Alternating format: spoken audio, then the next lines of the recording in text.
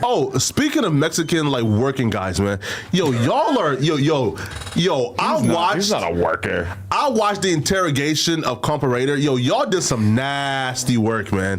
First of all, what? Some nasty On the music stuff. stream? Yeah, I only saw like the 10-minute clip of him explaining himself or whatever. Which How is that nasty? Oh, it was nasty. Okay, before you even get into that interrogation, though, I do have to say that Compa Raider, I got love for you. I respect you.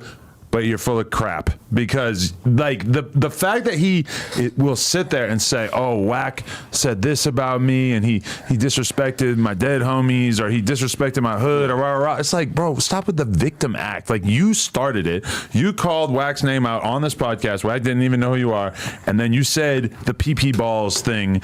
Which sounds, now that I'm saying it, sounds so gay. Worse. PP ball sounds so gay, but you specifically used a gang diss for his neighborhood. What are we talking about? Like, you opened the can of worms. You did. If you want it to go away, you need to basically just apologize. Maybe apologize, but at least like stop talking about it. Of course. If you can't be mad at him for talking about who got killed over on the other side at a certain point in the past or whatever when you open the can of worms. Now, in his defense, he said that his initial frustrations with Wack occurred during the comments about Suede and things like that. And then there's the, I would never sign a Southsider comment, which, by the way, once he explained and articulated, made pretty smart. Perfect sense. If he had said it like that off rip, I feel like, or if he would have, maybe he didn't feel like he need to elaborate, or he felt like, but for sure, that was giving out too much at the time. Wack has shown a lack of regard for the Mexicans. Let's say that. He's not going out of his way to make them sound good or make them feel comfortable. But that is different than Compa Raider coming on the podcast and dissing Wack and dissing his whole neighborhood. Yeah. Given the history that has taken place. If that was a year after Wack explained, I meant it this way. So, like, for example, if he would have said it like in the heat of the moment, then we understand. But he came on the podcast and dissed Wack Hood after Wack offered up the explanation of, no, I meant it this way. But then also, that's true. Compa tries to use it as an excuse when he says, I was on a bender.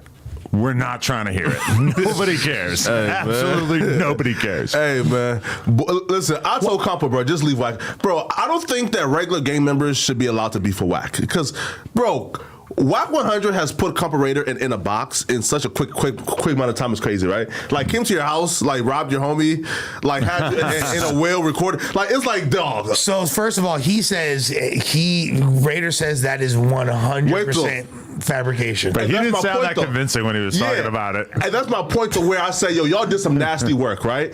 Because obviously, listen, if I know that my homie is on camera, he's kind of trying to like weasel out of this, right?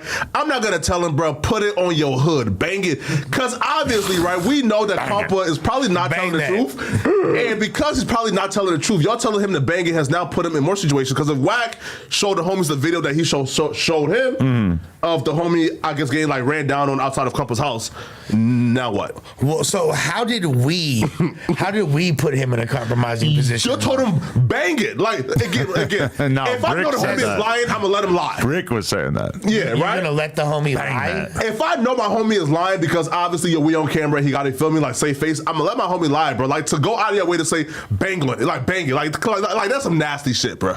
Nah, I feel like he was giving him the opportunity to be like, this is bullshit, and this is me solidifying the fact that I disagree with but this. But y'all knew it wasn't and this bullshit. is not true, and that's why it's nasty. But I don't know anything. You know what I mean? Like, and I don't. All I can do is that's the definitive trick bag. I know you're lying about something, and then I demand that you put it on something that you're not allowed to lie on. Yeah.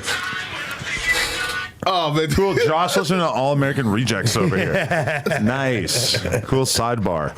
Nah, that's crazy. Yeah, right. What do you say, Adam? That's some nasty work, bro. Like what they did to Compa. They knew. But I'll give Brick the benefit of the doubt that I think Brick was trying to figure out if he was lying or not. But But Brick was acting like he wasn't on a podcast because he is putting him in a situation where he either needs to lie or he needs to admit to some shit that he clearly doesn't want to admit to. But again, in Brick's defense, Raider stepped onto the podcast. The first two words out of his mouth were "fuck Wack." You know what I'm saying? Yeah. So of course that's going to open up the dialogue.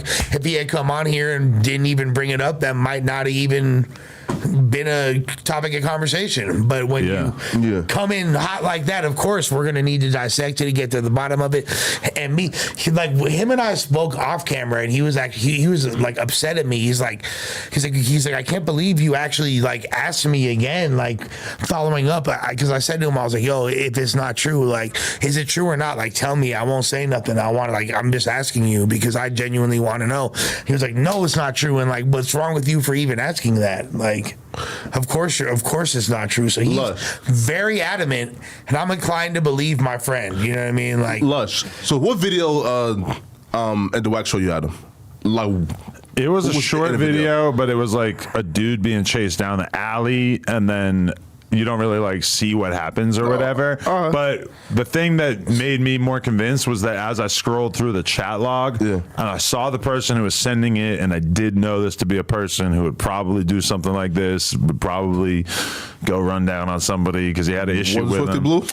No comment. Okay. But it's not like a mega famous person like a Swifty Blue or anything. I'm assuming it's not Swifty Blue. Definitely not. It's somebody more low key than that.